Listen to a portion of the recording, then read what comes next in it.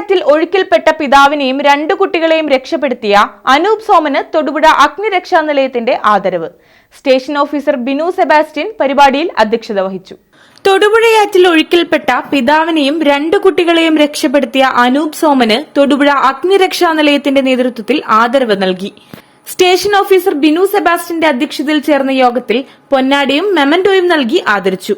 നീന്തൽ അറിയാമെങ്കിലും ഭയം മൂലം പലരും ചെയ്യാൻ മടിക്കുന്ന കാര്യമാണ് അനൂപ് ചെയ്തതെന്ന് സ്റ്റേഷൻ ഓഫീസർ ബിനു സെബാസ്റ്റ്യൻ പറഞ്ഞു.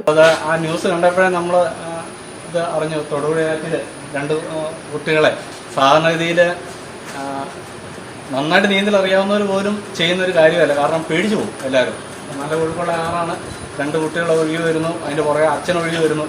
എല്ലാവരും കൂടെ രക്ഷപ്പെടുത്തുക എന്ന് പറയുന്നത് പുള്ളി അതിനെ പേടിച്ചു എന്നാണ് ആ ന്യൂസിൽ കണ്ടത്.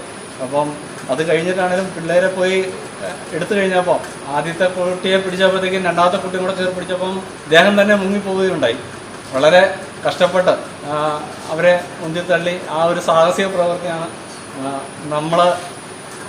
അല്ലെങ്കിൽ കുളിക്കാനെത്തിയ അനൂപ് ഒഴുക്കിൽപ്പെട്ട കുട്ടിയെ കണ്ടതിന് പിന്നാലെ പുഴയിൽ ചാടിയിറങ്ങി 2 കുട്ടികളെയും പിതാവിനെയും രക്ഷിക്കുകയായിരുന്നു. 3-4 ദിവസം വാട്ടർ വെള്ളമൊന്നും ഇല്ലാത്തതുകൊണ്ട് കുറെ ഡ്രസ്സ് വാഷ് ചെയ്യണ്ടായിരുന്നു. അതുകൊണ്ടാണ് തുണിയായിട്ട് കുളിക്കാൻ പോയത്. ഒരാൾ ഈ സാഹചര്യം ഉണ്ടായത്. യോഗത്തിൽ assistant station officer Biju P Thomas, Jafar Khan K A, P T Alexander, Manoj Kumar എന്നിവർ സംസാരിച്ചു. News bureau, Thodupuzha.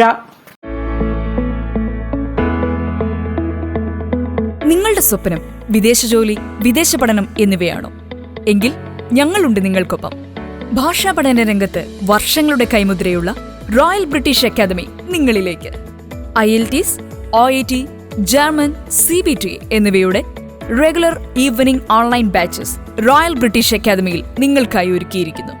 Royal British Academy, Muvattupuzha, Kothamangalam.